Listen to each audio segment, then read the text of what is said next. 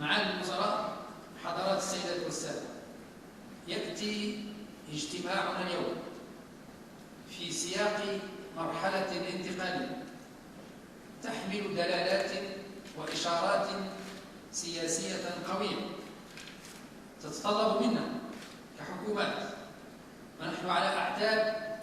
الذكرى الفضية لتأسيس اتحادنا، سرعة التجاوب مع طموحات وتطلعات الشعوب المغاربية في التنمية الشاملة والاندماج الاقتصادي. ويبقى أملنا كبيرا في هذه الفترة الحاسمة من تاريخنا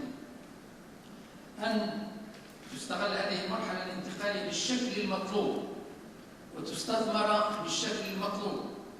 لإعطاء انطلاقة حقيقية لعملنا المغاربي المشترك. ومن هنا فقد حرص المغرب دوما بقيادة جلالة الملك محمد السادس على بذل كل الجهود لتعزيز العمل المغاربي المشترك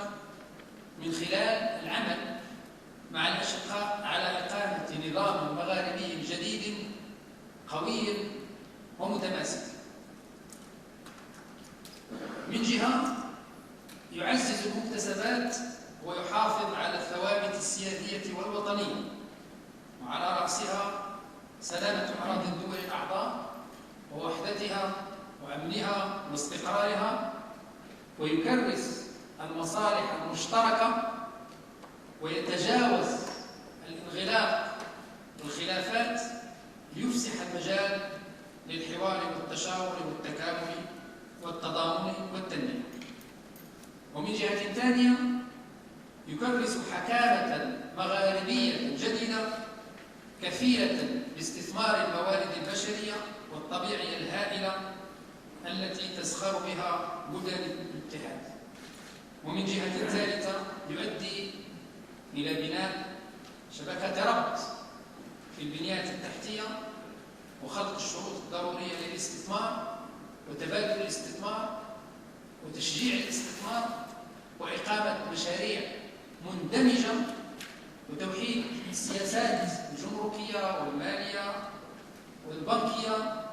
وتعزيز حرية التنقل، تنقل الأشخاص وتنقل الخدمات وتنقل رؤوس الأموال وتشجيع التبادل الحر بين البلدان المغاربية، وصولا إلى ما يتضمنه وما يستحيل الميثاق المغاربي إلى الوحدة والتكامل في إطار سياسة الربح المتبادل مع الحفاظ على القيم الروحية والأخلاقية وصيانة الهوية المغاربية.